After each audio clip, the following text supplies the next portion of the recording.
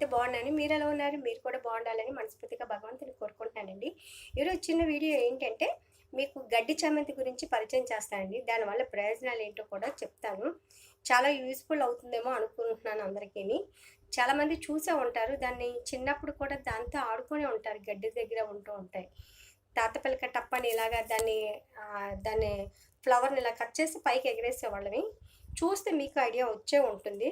దానివల్ల ప్రయోజనాలేంటో కూడా చెప్తానండి. చాలా ఉపయోగపడుతుంది వాటి వల్ల. ఓకేనా ఫ్రెండ్స్? ఆ మొక్కని ఇప్పుడు మీకు పరిచయం చేస్తాను. దాన్ని ప్రత్యేకంగా నేను మా వాకట్లో వేశాను కూడా. ఓకేనా? ఫ్రెండ్స్, ఈ గడ్డి చామంతి ఆయా ఏరియాలను బట్టి పేర్లుంటాయి. మా సైడ్ అయితే గడ్డి చామంతి అని అంటాము. అలాగే చిన్నప్పుడు ఈ ఈ ఫ్లవర్స్‌తో కూడా ఆటలాడేవాళ్ళమండి.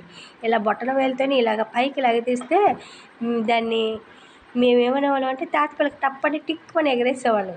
అలాగే చిన్నప్పుడు ఎలిమెంటరీ స్కూల్, హై స్కూల్ ఉండేటప్పుడు. అయితే ఇప్పుడు దీని ప్రయోజనం ఏంటంటే, ఈ ఆకు యొక్క రసాన్ని గజ్జున్న దగ్గర మనం అప్లై చేస్తే ఒక 20 డేస్ వరకు అప్లై చేసామనుకో ఆ గజ్జి పోతుంది.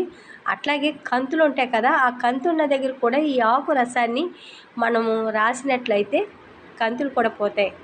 నాకు కూడా కుడి చేతి మీద బొటనవేలు మీద నాకు కంతి ఉండేదండి. కంతిని చూస్తే నాకు అసహ్యం. అలాగే నాకు అన్నం తినబుద్ధి కాసేది కాదు. ఆ కంతి వల్లే నాకు స్పూన్‌తో చాలా రోజుల వరకు స్పూన్‌తోనే ఇంటర్మీడియేట్ వచ్చే వరకు స్పూన్స్తోనే తినేదాన్ని.